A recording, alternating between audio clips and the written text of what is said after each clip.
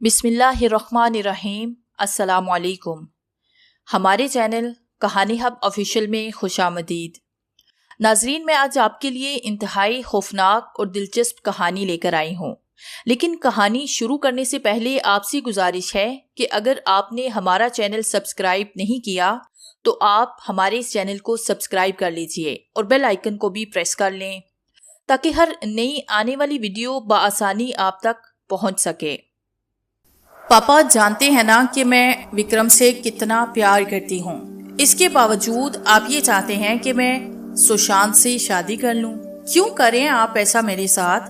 पापा, मैं आपकी बेटी हूँ। आपको अपनी बेटी की खुशी से ज्यादा अपने स्टेटस की परवाह है। नम्रता अपनी बात मुकम्मल करके रोने लगी। अर्जुन कुमार अपनी बेटी को देखने लगे जिसकी आंखों से आंसू बह रहे थे। वो बोले, बेटा तुम मेरी बेटी ही हो, इसीलिए तुम्हारी शादी विक्रम से नहीं करवाना चाहता, क्योंकि मैं जानता हूँ कि तुम कभी भी विक्रम के साथ खुश नहीं रह पाओगी। तुम जिस आसूदगी में पली बड़ी हो वो खुशहाली, वो आसूदगी तुम्हें कभी भी वो विक्रम नहीं दे पाएगा। और सबसे बड़ी बात यह है कि वो बहुत कम हैसियत का है। मैं समाज को क्या बताऊंगा कि मेरा दामाद 20,000 रुपए माहवार कमाता है। आपको समाज की परवाह है, अपनी बेटी की कोई फिक्र नहीं। आपकी बेटी उस 20,000 रुपए कमाने वाले आम से इंसान पे मरती है, उसे अपना भगवान मानती है। और आप? नम्रता बात कर ही रही थी कि अर्जुन कुमार जोर से धारे, बस करो लड़की, तुम्हें प्यार की जुबान समझ में नहीं आती। कैसी बेहया हो गई हो? क्या तुम ये नहीं जानती कि तुम्हारे सामने जो इंसान खड़ा है वो रिश्ते में तुम्हारा बाप लगता है? नम्रता ने आगे बढ़ के अर्जुन कुमार की कलाई पकड़ी। पप्पा, आप एक मरतबा तो विक्रम से मिले। आई एम श्योर कि वो आपको अच्छा लगेगा। अर्जुन कुमार ने गुस्से से नम्रता की तरफ देखा और अपनी कलाई झटककर कमरे से निकल गए। नम्रता जमीन पे बैठ गई। अब वो हिचकियों के साथ रो रही थी। उसका दिल जल रहा था, रूह घायल हो रही थी। न जाने कितनी देर तक वो अपनी उजड़ती मोहब्बत का सोग मनाती रही, वो खुद अंदाजा ना कर पाई। लेकिन जब उसके मोबाइल की रिंग बजी तब वो होश की दुनिया में वापस आई। खुद को संभालती हुई वो टेबल तक गई, मोबाइल उठाया। स्क्रीन पे विक्रम का नंबर जगमगा रहा था। नम्रता ने कॉल रिसीव कर ली। हेलो नम्रता, तुमने अपने पापा से बात की? वो मान गए ना? दूसरी तरफ से विक्रम बेकरारी से पूछ रहा था। नम्रता की समझ में नहीं आया कि वो क्या बोले, कैसे बताए उसे अपने बाप के संगदलाना फैसले के बारे में। नम्रता जब्त न कर पाई और फूट फूट के रोने लगी। क्या हुआ नम्रता, तुम रो क्यों रही हो? मुझे बताओ, मैं परेशान हो रहा हूँ। नम्रता रोती रही, कुछ न बोली। फॉर गॉड सेक नम्रता, मत रो, मुझे तकलीफ होती है। प्लीज मुझे बताओ तो सही कि हुआ क्या है। विक्रम के लहजे से परेशानी आया थी। विक्रम, वो पप्पा मेरी शादी अपने दोस्त के बेटे सुशांत से करवाना चाहते हैं। वो किसी सूरत हम दोनों को एक नहीं होने देंगे। विक्रम, मेरी समझ में नहीं आ रहा कि मैं क्या करूं, किधर जाऊं। मैं मर जाऊंगी विक्रम, मैं मर जाऊंगी। नम्रता रोते रोते बोलती चली गई। शांत हो जाओ नम्रता और अभी और इसी वक्त मुझसे मिलो, ओके? मैं तुमसे मिलना चाहती हूँ, मुझे कहाँ आना होगा? ठीक है, फिर वहीं आ जाओ, उसी होटल में जहाँ हम मिले थे। विक्रम और नम्रता एक दूसरे के आमने सामने बैठे थे। नम्रता की आंखों से आंसू थमने का नाम नहीं ले रहे थे और विक्रम उसे आंसू साफ करने के लिए टिश्यू दे रहा था। रोना बंद करो नम्रता, बस करो। क्या रोने से ये मसला हल हो जाएगा? नम्रता बोली, हम लड़कियां तो रोने के सिवा कर भी क्या सकती हैं? एक औरत अजल से कुर्बान ही तो होती आई है। मर्दों की अना की तस्कीन के लिए औरत की कुर्बानी ही इस दुनिया का दस्तूर है। हाँ, वो मर्द भाई के रूप में हो, शोहर के रूप में या बाप के रूप में। हमारे मुआशरे में औरत की कोई चाह नहीं हो सकती। मेरे पप्पा सिर्फ इसलिए हमारी शादी नहीं करवाना चाहते कि वो अपने दोस्तों और रिश्तेदारों को क्या मुंह दिखाएंगे कि मैंने अपनी इकलौती बेटी एक मिडिल क्लास इंसान से ब्याह दी। ऐसे में विक्रम, तुम ही बताओ कि मैं क्या करूं? क्या मुझे रोने का हक भी हासिल नहीं? विक्रम बोला, नम्रता, रोना बड़ा आसान होता है लेकिन चीजों को फेस करना उतना ही मुश्किल। लेकिन याद रखो, इस दुनिया में ऐसा कोई मसला नहीं जिसका कोई हल ना हो। तुम परेशान मत हो, अपने आप को पुरसुकून रखो और दिमाग को ठंडा रखकर ये सोचो कि इस मसले का क्या हल निकल सकता है, कैसे तुम्हारे पापा को मनाया जा सकता है। विक्रम, मैं पापा को अच्छी तरह जानती हूँ। वो जब एक बात करते हैं तो उस पे कायम रहते हैं, किसी सूरत में पीछे नहीं हटते। नम्रता ने कहा। अब वो पहले की बनिस्बत थोड़ी पुरसुकून थी। अगर तुम्हारे पापा एक बात करके इस पे कायम रहते हैं तो तुम भी उन्हीं की बेटी हो। जिद पे अड़ जाओ वो तुम्हारी बात जरूर मानेंगे। Let's hope for the best, Vikram ने कहा। लेकिन विक्रम, मैं अपने पापा से बगावत नहीं कर सकती। मैं बहुत प्यार करती हूँ उनसे, बहुत चाहती हूँ उन्हें। अपनी मोहब्बत मुझे अपने पापा की शफकत से ज्यादा अजीज नहीं। आज मैं उनसे ऑलरेडी बहुत मिसबिहेव कर चुकी हूँ और बड़ी शर्मिंदा हूँ, नम्रता ने कहा। विक्रम बोला, नम्रता, तुम अपने पापा से बगावत नहीं कर रही। तुम्हें हर इंसान की तरह खुश रहने का पूरा हक हासिल है और तुम्हें वो सारी खुशियाँ मैं ही दे सकता हूँ। हो सकता है कि वक्ती तौर पे तुम्हारे पापा हमसे नाराज रहें, लेकिन वो बाद में तुम्हें खुश देख के मान जाएंगे, क्योंकि तुम्हारी खुशी में उनकी खुशी है। लेकिन अब अगर तुम उनके लिए सुशांत से शादी कर लेती हो तो याद रखो, तुम उसके साथ खुश न रह पाओगी और बाद में तुम्हारे बाप भी तुम्हारी हालत देख के जलते कुड़ते रहेंगे, नम्रता ने कहा।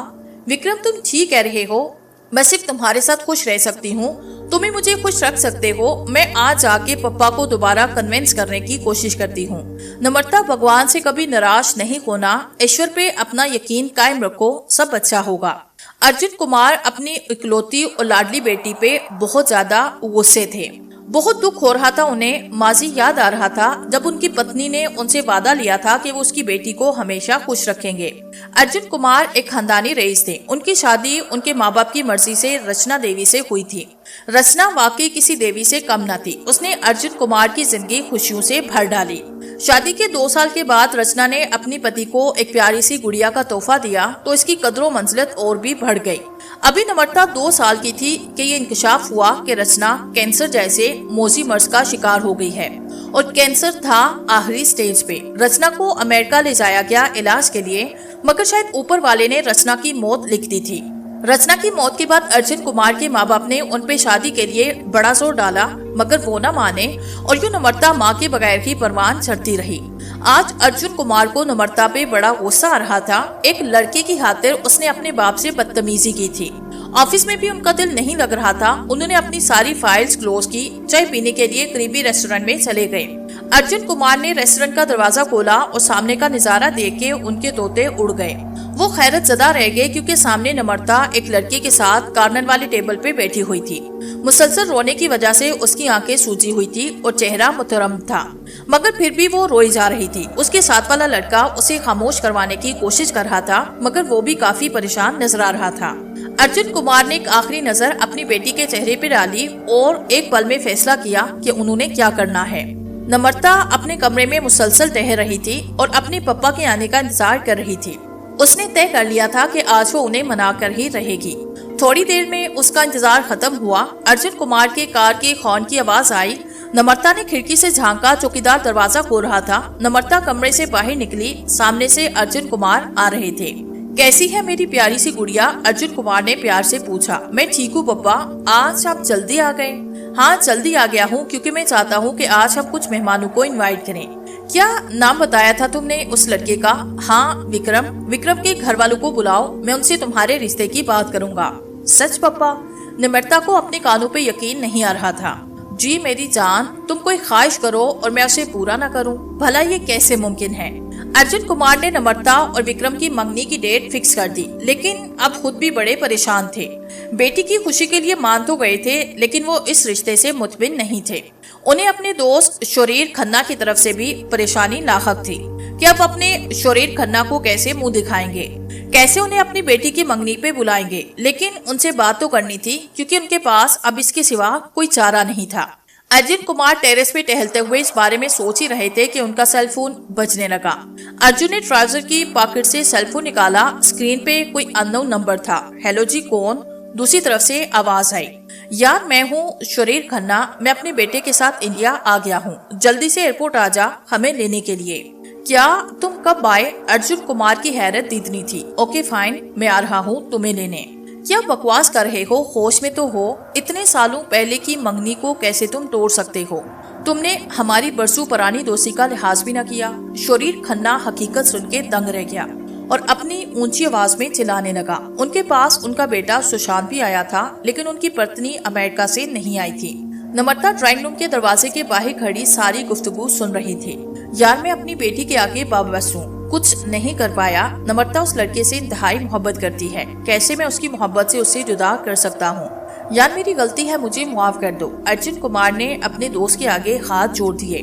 नम्रता ये सब देख न पाई और अपने कमरे में आ गई। अंकल आप प्लीज हाथ मत जोड़े, आप चाहते हैं ना कि नम्रता की मुझसे शादी हो? उसकी मुझसे शादी ही होगी, वो भी नम्रता की अपनी मर्जी से। वो खुद विक्रम से मंगनी नहीं करेगी। सुशांत अब तक खामोश बैठा था, लेकिन जब उसने बात की तो अर्जुन कुमार और सुरेश खन्ना हैरान रह गए। क्या मतलब, ये कैसे मुमकिन है? अर्जुन कुमार ने तजब्ज़ुब में सवाल किया। मुमकिन है और ब्लैक मैजिक से मुमकिन है, सुशांत ने कहा। तुम्हारे कहने का मतलब है काला जादू? तुमने काला जादू कहाँ से सीखा? सुरेश ने हैरानी से पूछा। रिलैक्स अंकल एंड पप्पा, मैं आपको सारी बात तफसील से बताता हूँ इस बारे में। उस रोज मैं बहुत खुश था। मेरी खुशी की वजह ये थी कि मैंने कुमार खाने में जुआ खेला था और हर बाजी में जीत मेरी ही होती रही थी। जब मैं कुमार खाने से निकला तो मेरे पास $500 थे। इस खुशी को सेलिब्रेट करने के लिए मैं एक बार चला गया। वहाँ मैंने एक लड़की को देखा। वो लड़की बड़ी हसीन थी। उसने ग्रीन शर्ट के नीचे सफेद फूलों वाला स्कर्ट पहन रखा था। वो बहुत ही ज्यादा नशे में थी। वो लड़की मेरे पास आई। उसने झूमते झूमते मुझसे पूछा, मिस्टर क्या तुम मुझे मेरे अपार्टमेंट तक ड्रॉप कर दोगे? ऐसी हसीन तितली की कुर्बत कौन बेवकूफ नहीं चाहेगा। मैंने हामी भरी। उसे लेके बाहर अपनी कार में आया। उसने अपने घर अपार्टमेंट का एड्रेस मुझे समझाया और मैं उसे ड्रॉप करने उसके अपार्टमेंट में चला गया। उसने अपना नाम रोजी बताया था। एनीवेज जब मैं उसे छोड़ के वापिस आ रहा था कि उसने एक लिफाफा मेरी जानी बढ़ाया और कहा कि तुम्हारा इनाम है। पहले तो मैं न माना। जब उसने फोर्स किया तो मुझे मानना पड़ा। बाद में जब मैंने लिफाफा खोला तो उसमें एक USB थी और एक फोल्ड हुआ कागज था। उस कागज की तहरीर कुछ यूं थी। डियर सुशांत, तुम हरगिज़ ये जानने की कोशिश मत करना कि मैं कौन हूँ। हाँ, तुम्हें इतना बताती हूँ कि शैतान के चेले हैं, शैतान के पैरोकार हैं। तुम्हारी जिंदगी में एक ऐसा मोड़ आने वाला है कि तुम्हारी शैतानियत की जरूरत पड़ेगी। इस USB को संभाल के रखना, मुस्तकबिल में ये तुम्हारे काम आएगी। Wish you all the best. मैंने वो सफा एक तरफ फेंका और USB चेक की। उसमें टोटके और अमलियात थे। फिर मैं रोजी के अपार्टमेंट में गया, लेकिन अब वहाँ वो अपार्टमेंट तो क्या, वो बिल्डिंग ही सिरे से गायब थी। उस वक्त से ये USB मेरे पास है। तो तुम्हारे कहने का मतलब है कि हमें काले इल्म के जरिए नम्रता के मन को बदलना होगा? अर्जुन कुमार ने सवाल किया। हाँ अंकल, क्योंकि इसके अलावा कोई हल नहीं। नम्रता मेरी मोहब्बत है। मैं उसे किसी और का होते नहीं देख सकता और मैं ये भी जानता हूँ कि वो विक्रम नम्रता को कभी खुश न रख पाएगा, सुशांत ने कहा। सुरेश खन्ना बोला, लेकिन ये गलत है। काला इल्म करना पाप है और मैं तुम दोनों को ये पाप करने की इजाजत नहीं दूंगा। अंकल पहले आप मुझे बताएं कि आपकी क्या राय है? सुशांत ने अपने बाप की बात को नजरअंदाज करते हुए अर्जुन कुमार से पूछा। वो बोले, मैं तो शुरू से ही विक्रम के साथ अपनी इकलौती बेटी का रिश्ता नहीं जोड़ना चाहता था, क्योंकि वो हमारे स्टेटस का नहीं। अपनी बेटी की खुशी के लिए मान तो गया, लेकिन मैंने देखा था उसे रेस्टोरेंट में उस विक्रम के साथ। उस वक्त वो ज़ारों की तार रो रही थी और मुझसे उसका रोना देखा न गया। मैं मान गया, लेकिन अब पछता रहा हूँ। अब अगर कोई भी रास्ता है इस रिश्ते को तोड़ने के लिए तो मैं रजामंद हूँ इसके लिए, हाँ वो रास्ता काले जादू का ही क्यों ना हो। सुरेश खन्ना बोला, अर्जुन तू पागल हो गया है? ऊपर वाले की शराब से डर। देखिए पप्पा, असल बात यह है कि विक्रम सिर्फ दौलत हासिल करने के लिए नम्रता से शादी कर रहा है।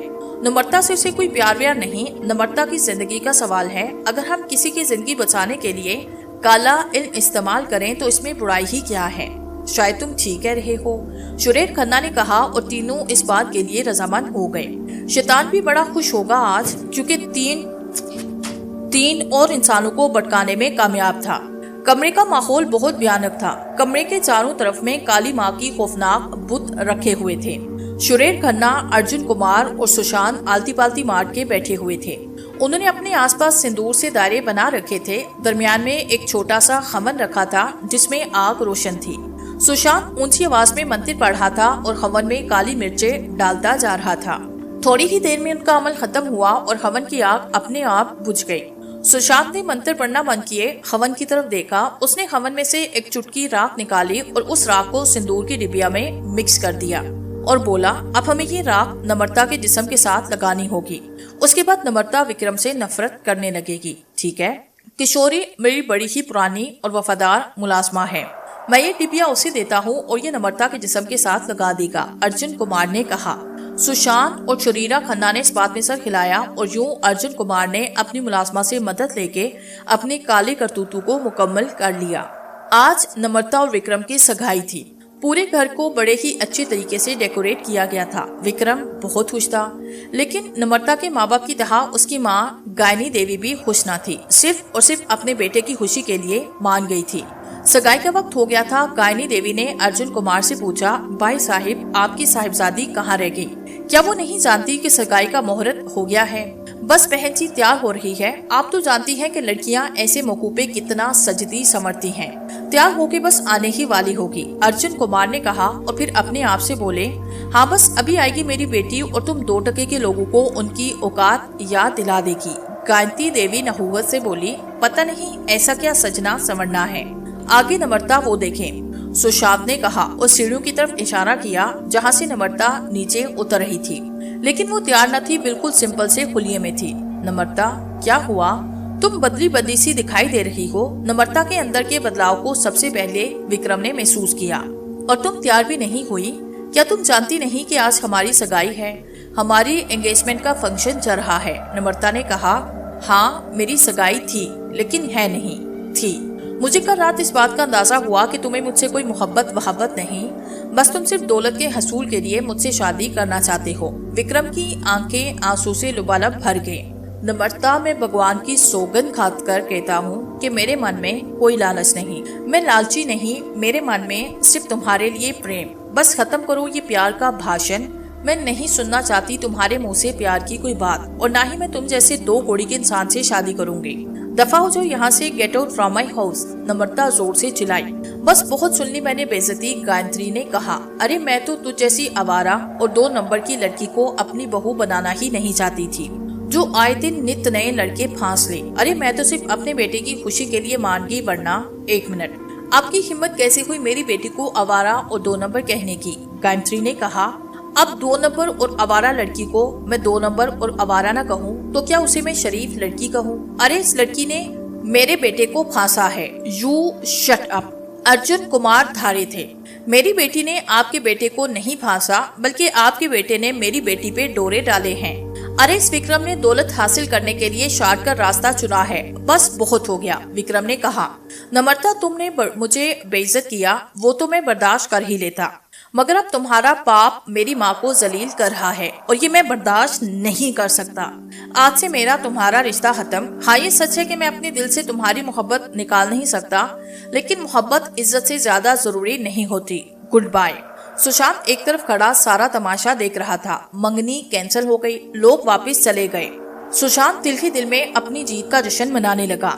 विक्रम की होती हुई सिगारेट टूट गई थी, वो खुद भी टूट के बिखर गया। उसने नम्रता को दिल की गहराइयों से चाहा था। नम्रता से मिलकर उसने मोहब्बत के मफहूम को जाना और समझा था, लेकिन पता न चला कि कब वो मोहब्बत की देवी इस जालिम जमाने की आवाज में बोलने लगी। पता ही न चला कि वो नम्रता जो विक्रम के दिल में बसती थी, अब विक्रम की मोहब्बत को दौलत के तराजू में तोलने लगी। विक्रम सोच सोच के पागल होता जा रहा था। नम्रता ऐसी तो ना थी, अचानक उसे क्या हो गया था? क्या इसके बाप ने इसे ऐसा करने पे प्रेशराइज किया है? नहीं, ये मुमकिन नहीं, क्योंकि नम्रता के किसी भी अंदाज में अदाकारी का शायबा तक नहीं था।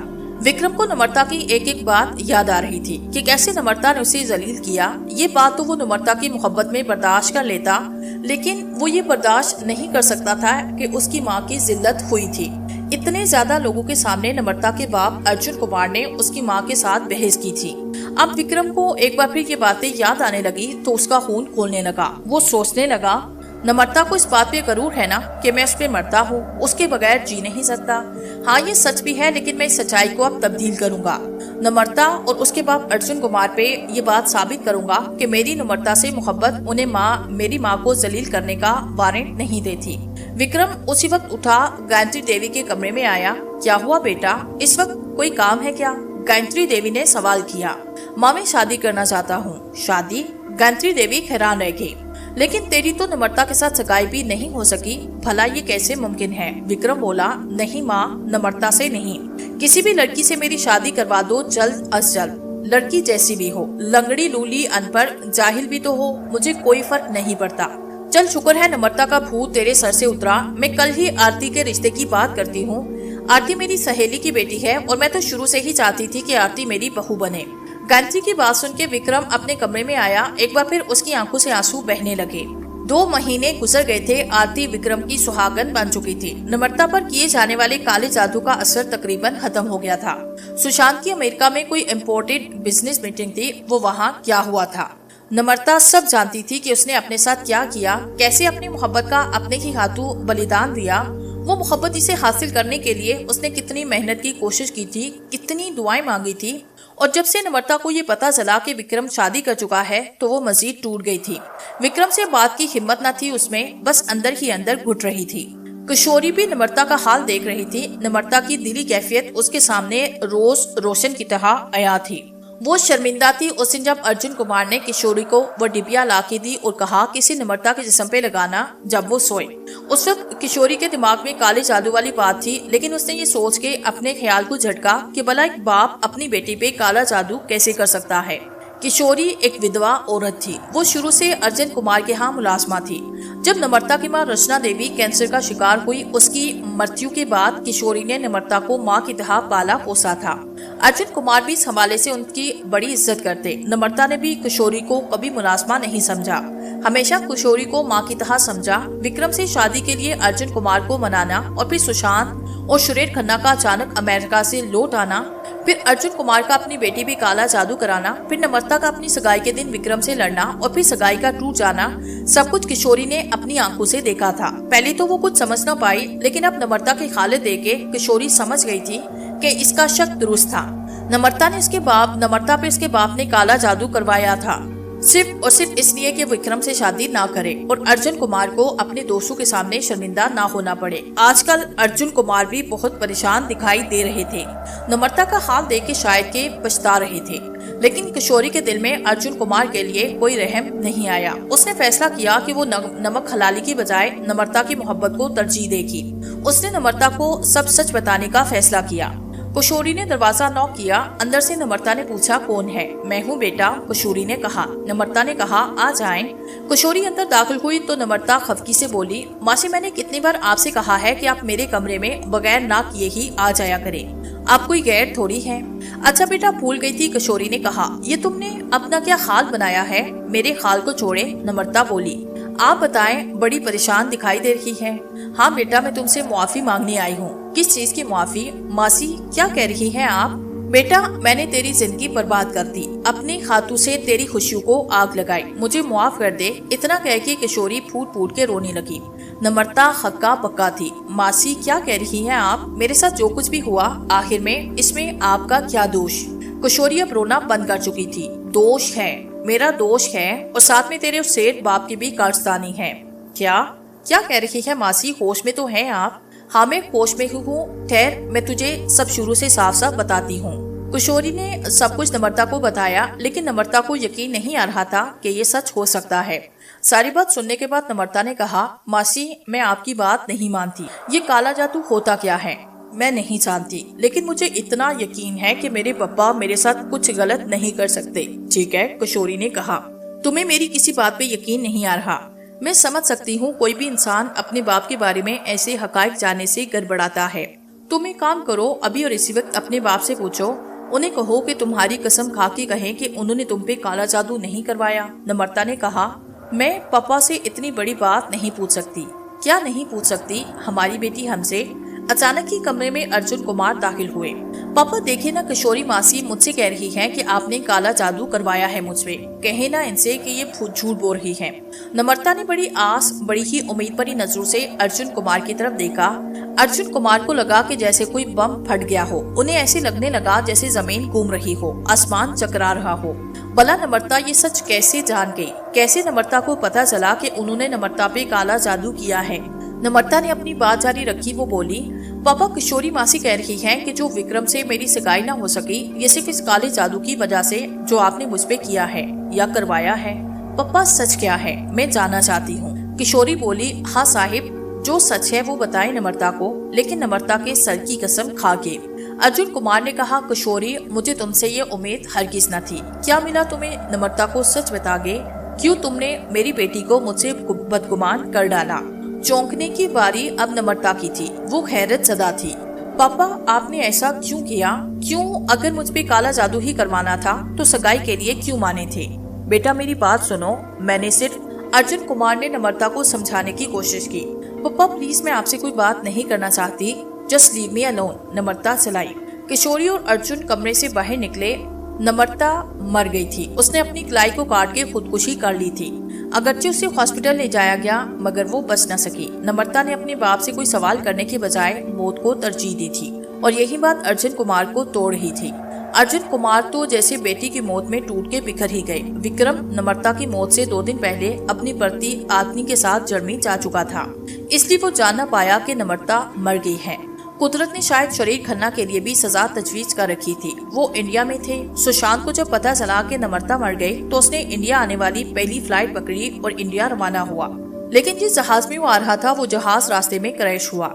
शरीर खन्ना को पता चला कि उनका इकलौता बेटा इस दुनिया में नहीं रहा तो उन्हें भी फालिज का अटैक हुआ और उनका आधा जिस्म पैरालाइज हो गया। अर्जुन कुमार को उन दिनों सिर्फ अपनी बेटी याद थी, वो बेटी जिसकी मौत की वजह से वो खुद थे। उन्हें नहीं पता चला कि उनका दोस्त माजूर हो गया है और उसका बेटा मर गया है। उस रात अर्जुन कुमार को नम्रता की बड़ी याद आ रही थी। उन्होंने उस रात एक फैसला किया और अगले दिन अपने फैसले पे अमल किया। सुशांत की वो यूएसबी अब अर्जुन कुमार के पास थी, वही यूएसबी जो सुशांत की एक अनजान पुरअसरार लड़की ने दी थी। अर्जुन कुमार ने उस यूएसबी के डेटा को चेक किया, उसमें से अपने मतलूबे अमल को निकाला। कमरा बिल्कुल खाली था, बस सिंदूर से एक दायरा बनाया हुआ था और सिंदूर के आसपास मोमबत्तियां लगाई गई थी। अर्जुन कुमार दायरे में बैठे थे। लिबास के नाम पे उन्होंने सिर्फ एक अंडरवेयर पहना था और ऊंची आवाज में मंत्रों का जाप कर रहे थे। थोड़ी देर के बाद मोमबत्तियां बुझी, कमरे में गटाडुब अंधेरा छाया और ऐसी आवाजें आने लगी जैसे बादल गरज रहे हों, जैसे बिजली चमक रही हो। और फिर कमरे में अचानक आवाज गूंजी, क्यों बुलाया है मुझे? अर्जुन कुमार दोनों हाथ जोड़ के बोले, ए शैतान देवता, ए पूजे देवता, मैंने तेरी वजह से अपनी बेटी को खो दिया। मेरी नम्रता मर गई, मर के शमशान चली गई और अब तू मुझे मेरी नम्रता लुटा। बता कोई उपाय, देखा कोई रास्ता कि मैं कैसे अपनी नम्रता को दोबारा हासिल कर सकता हूँ। अर्जुन कुमार आज इस वक्त एक कामयाब बिजनेसमैन नहीं बल्कि मलून जादूगर दिखाई दे रहा था। वही आवाज दोबारा आई, ए मेरे गुलाम, ए शैतान के नए पैरोकार, इस शैतानी दुनिया में तुम्हारा स्वागत है। तेरी बेटी मर गई लेकिन तू जानता है कि इंसान मरने के बाद दोबारा जन्म लेता है। मैं तुझे बता दूंगा कि नम्रता कब और कहाँ नया जन्म लेगी और उस वक्त बताऊंगा जब नम्रता नया जन्म लेके 18 बरस की हो जाएगी। लेकिन इसके लिए मेरी एक शर्त है। अर्जुन कुमार बोले, हाँ बोल, क्या शर्त है तेरी? तुझे इस संसार को छोड़ना होगा, अपना सब कुछ छोड़ के मेरी खिदमत करनी होगी। मुझे पूजना होगा 20 साल, शैतानी मंत्र पढ़ने होंगे, इंसानों की बलि चढ़ानी होगी। बोल, मंजूर है? अर्जुन कुमार ने कुछ पल सोचा और फिर एक इरादे से बोले, हाँ हाँ, मुझे सब कुछ मंजूर है। पंडित जगन्नाथ मंदिर के पुजारी थे। वो बहुत हंसमुख और दयालु इंसान थे। हर किसी की मदद करते। गाँव में हर कोई पंडित जगन्नाथ के गुण गाता। किसी को कोई भी मुसीबत पेश आती तो वो सीधा पंडित जगन्नाथ के पास जाता था। पंडित जगन्नाथ की पत्नी भी उनकी तरह बड़ी रहमदिल, उनका नाम सुनीता था। सरिता को अपने धर्म से बड़ा ही लगाव था। वो आए दिन अपने घर में भजन करवाती। पंडित जगन्नाथ की और सरिता की आंखों का तारा उनकी इकलौती बेटी आलिया थी। आलिया को पढ़ने का बहुत शौक था। उसने हाई स्कूल पास करके कॉलेज में दाखिला लिया। उन दिनों आलिया बड़ी खुश परेशान रहने लगी। परेशानी की वजह वो अपनी पढ़ाई पे ध्यान नहीं दे पा रही थी। उसकी परेशानी का सबब वो ख्वाब थे जिनका मकसद वो जान नहीं पा रही थी। कल रात को भी आलिया ने अपने सीने में देखा कि वो एक निहायत हसीनो जमील जगह पे खड़ी है। चारों तरफ में सरसर पहाड़ हैं। उन पहाड़ों से आबशारें बह रही हैं। हर तरफ रंग बिरंगे फूल खिले हैं जिनकी खुशबू फिजा को मसहूर कर रही थी। आलिया खड़ी थी, उसके सामने एक लड़का खड़ा था। उस लड़के ने आलिया के दोनों हाथ थाम रखे थे और प्यार भरी बातें कर रहा था। आलिया भी उसकी मोहब्बत भरी बातों में गुम हो रही थी कि अचानक आलिया के पिता जगन्नाथ कहीं से आए। उनके पास एक कमान थी। आलिया ने देखा कि पंडित जगन्नाथ ने कमान में तीर को सेट किया और उस लड़के का निशाना लेके तीर को छोड़ दिया। तीर फिजा में सरसराता हुआ आया और सीधा लड़के के दिल में पेवस हो गया। उस लड़के ने एक चीख मारी और वहीं पे मर गया। आलिया की हिम्मत न थी कि वो अपने बाप से कुछ पूछते, इसलिए वो भागी और आगे एक बहुत बड़ी खाई थी। आलिया को पता न चला कि वो उस खाई में गिर गई। पिछले 1 महीने से आलिया मुसलसल ये सपना देख रही थी और अब तो आलिया को ऐसा महसूस होने लगा जैसे अपने ख्वाब वाले इस लड़के से आलिया प्यार कर बैठी है। न जाने क्यों आलिया का दिल करता कि वो इस लड़के को हकीकत में देखे, करीब से देखे। लेकिन आलिया ने फैसला किया कि वो इस ख्वाब का मकसद जानकर रहेगी और इसके लिए वो मंदिर के बड़े पुजारी पंडित शास्त्री के पास जाएगी। क्योंकि वो अपने ख्वाब के बारे में अपने बाप पंडित जगन्नाथ को बता नहीं सकती थी, इसलिए कि वो परेशान हो जाते और आलिया नहीं चाहती थी कि पंडित जगन्नाथ जरा भी परेशान हो। आखिर क्यों वो उसके पिता थे। अर्जुन कुमार ने 20 बरस तन्हा गुजारे थे और सिर्फ शैतान को पूजा था। लोगों की मौत के मंत्र पड़े, शैतान को खुश करने के लिए कितने लोगों की बलियां चढ़ाई, कैसे उन्हें उनकी नम्रता वापस मिल जाए। आज भी वो एक बलि चढ़ा चुका था। एक 7 साल के मासूम बच्चे का गला काट रहा था और अब शैतान से मुखातिब था, ऐ शैतान देवता, मैंने तुझे अपना सब कुछ माना है, तेरे लिए अपने धर्म को छोड़ा है। ऐ शैतानी ताकतों वाले लाजवाल देवता, 20 बरस गुजर चुके, अपना वादा वफा कर, अपना वादा निभा। कहाँ है मेरी नम्रता, कहाँ है मेरी बेटी, कहाँ और किस रूप में उसने दूसरा जन्म लिया है। शैतान देवता की आवाज आई, हम अपना वादा वफा करने आए। 20 बरस पहले हमने तुझसे वादा किया था कि नम्रता को दूसरा जन्म देंगे। नम्रता दूसरा जन्म ले चुकी। दूसरे जन्म में वो पंडित जगन्नाथ की बेटी आलिया है, लेकिन हकीकत में वो नम्रता है। जगन्नाथ गांव शांति नगर में रहता है। तू जल्दी जल्दी शांति नगर चला जा। आलिया की शक्ल हूबहू नम्रता जैसी है और बहुत जल्द वो भी अपनी हकीकत जान लेगी। और वो मनहूस शैतानी आवाज आनी बंद हो गई। अर्जुन कुमार बहुत खुश थे। उन्होंने उसकी तपस्या का सिला मिलने वाला था। वो अपनी बेटी से दोबारा मिलने वाले थे। अर्जुन कुमार ने शांति नगर जाने की तैयारी शुरू कर दी। आलिया पंडित शास्त्री के सामने बैठी हुई थी। वो पंडित शास्त्री को अपने ख्वाबों के बारे में सब कुछ बता चुकी थी और अब पंडित शास्त्री कोई ज्ञान कर रहे थे। उनकी आंखें बंद थी। तकरीबन 15 मिनट के बाद उन्होंने अपनी आंखें खोली। परेशानी उनके चेहरे से आया थी। आलिया ने पूछा, पंडित जी खैरियत तो है ना? पंडित जी बोले, खैरियत नहीं आलिया, शैतानी और काली ताकतें तेरी तलाश में हैं। मेरी तलाश में काली ताकतें, वो क्यों? आलिया ने हैरत से पूछा, क्योंकि ये तेरा दूसरा जन्म है, पंडित शास्त्री ने कहा। आलिया पे जैसे खैरतू के पहाड़ गिरने लगा, लेकिन वो एक बाहिम्मत लड़की थी। उसने अपने एसाब पे काबू पाके पूछा, तो क्या वो काली ताकतें पिछले जन्म से मेरे पीछे हैं? पंडित शास्त्री बोले, मैं तुझे एक बबूत दे रहा हूँ। ये बबूत रात को अपने जिस्म के साथ मल के सोना। इस बार तुझे तेरे सपने में सब कुछ पता चल जाएगा। आलिया ने कहा, ठीक है पंडित जी, लेकिन मेरे पिताजी इस हवाले से कोई बात मत करना। वो मैं नहीं चाहती कि वो परेशान हो। पंडित शास्त्री ने इस्बात में सर खिलाया और आलिया को वो बबूत दे दिया। आलिया ने सोने से पहले वो बबूत अपने बदन के साथ लगाई और सो गई और ख्वाब में उसे सब कुछ याद आता गया। सबसे पहले अपनी माँ रचना देवी की मौत, घर में वो शोक का आलम, फिर कस्तूरी का उसकी माँ का रोल अदा करना, माँ की तरह उसका ख्याल रखना, सब याद आ रहा था आलिया को। अपने बाप अर्जुन कुमार की अपनी बिजनेस में मसरूफियात याद आ रही थी।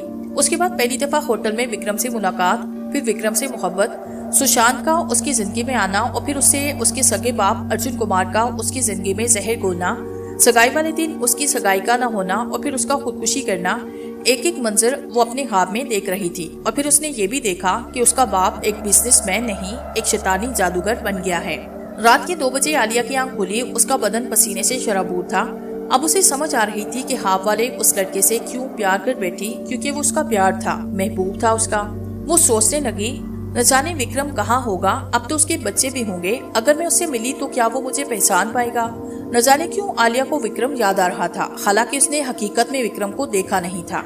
अर्जुन कुमार शांति नगर में आए और उस वक्त मंदिर में थे। शैतान ने अर्जुन को बताया कि इस मंदिर का पुजारी शास्त्री सब जानता है, इसलिए वो शास्त्री से मिलने के लिए आए थे कि शास्त्री से पूछ सके कि उनकी बेटी कहाँ है। आप पंडित शास्त्री हैं? अर्जुन कुमार ने पूछा। जी, और आप गालबन अर्जुन कुमार हैं, शैतान के पैरोकार, पंडित शास्त्री ने तन से कहा। अगर तुम सब जानते हो तो तुम्हें ये भी पता होगा कि मैं सिर्फ अपनी बेटी के लिए शैतान का पैरोकार बना हूँ, अर्जुन कुमार ने कहा। पंडित शास्त्री बोले, लेकिन तुम अपनी बेटी के कातिल थे, उस पे काला जादू करवाया। चलो शुरेर खन्ना और सुशांत तो गए थे, लेकिन तुम तो उसके सगे बाप थे। तुम ही थे वो जो अपनी इकलौती बेटी को इस हद तक ले गए कि उसने खुदकुशी कर ली। इसके बाद तुमने किशोरी को माला कि उसने तुम्हारी सच्चाई तुम्हारी बेटी को बताई।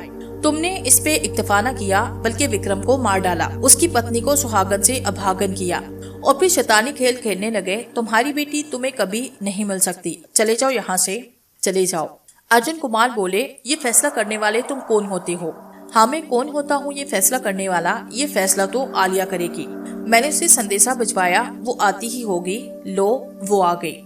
पंडित शास्त्री ने सामने इशारा किया जहाँ से नम्रता या आलिया आ रही थी। अर्जुन कुमार को लगा कि जैसे वो कोई ख्वाब देख रहे हैं। बिल्कुल नम्रता जैसी शक्ल थी आलिया की। आलिया ने हाथ जोड़ के पंडित शास्त्री को नमस्कार किया और पूछा, पंडित जी आपने मुझे बुलाया? हाँ बेटा, ये देख तेरा बाप आया है तुझसे मिलने। आलिया ने अर्जुन कुमार की तरफ देखा। अर्जुन कुमार को न जाने एकदम क्या हुआ, उन्होंने अपने दोनों हाथ आलिया के सामने जोड़े और रोने लगे और बोले, बेटा मैं जानता हूँ कि सब मेरी गलती है, तू मेरी वजह से मरी। तेरी मौत के बाद मैं पागल सा हो गया था। मैंने इसी पागलपन ने किशोरी और विक्रम को मार डाला। मुआफ कर दे बेटा, मुझे मुआफ कर दे। आलिया ने बोलना शुरू किया, पप्पा आपने मेरी जिंदगी के साथ शैतानी खेल खेला। मैंने उसी वक्त ही आपको माफ किया। क्या मेरी खुदकुशी के बाद ये बात आपकी समझ में नहीं आई कि मैं आपसे मुआवजा करने पर मौत को तरजीह दूंगी? लेकिन आज ना समझ पाए, मेरी मासी किशोरी और मेरे महबूब विक्रम के कातिल बन गए।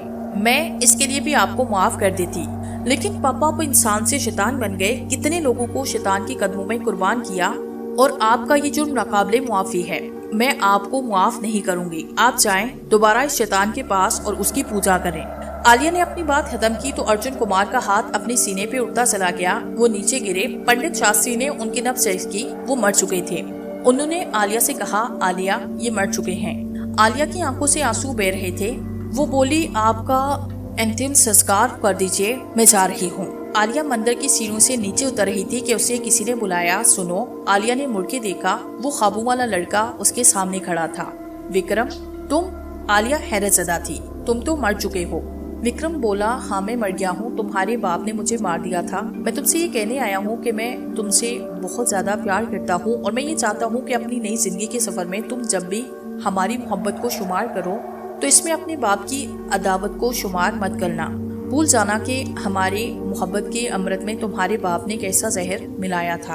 उन्हें उनके किए की सजा मिल गई और तुम्हें भी नया परिवार मिल गया। अपनी नई जिंदगी खुशी खुशी जियो। जिंदगी में खुशियाँ पाने के बाद तुम्हें मौत के बाद भी खुशियाँ मिलेंगी, क्योंकि मैं हमेशा तुम्हारे साथ रहूंगा, तुम्हारी जिंदगी में भी और तुम्हारे मरने के बाद भी। विक्रम इतना कह के गायब हुआ। आलिया को ऐसी लगा जैसे किसी ने उसके दिल को अपनी मुट्ठी में जकड़ लिया हो, लेकिन उसने अपनी कैफियत पे काबू पाया और वापसी के लिए कदम बढ़ा दिए, क्योंकि उसका परिवार, उस नई जिंदगी उसे अपनी तरफ बुला रही थी। ये अलग बात थी कि उसकी नई जिंदगी में विक्रम उसके साथ नहीं था, लेकिन अभी विक्रम ने ये भी कहा था कि वो हमेशा उसके साथ रहेगा, उसकी जिंदगी में भी और उसके मरने के बाद भी।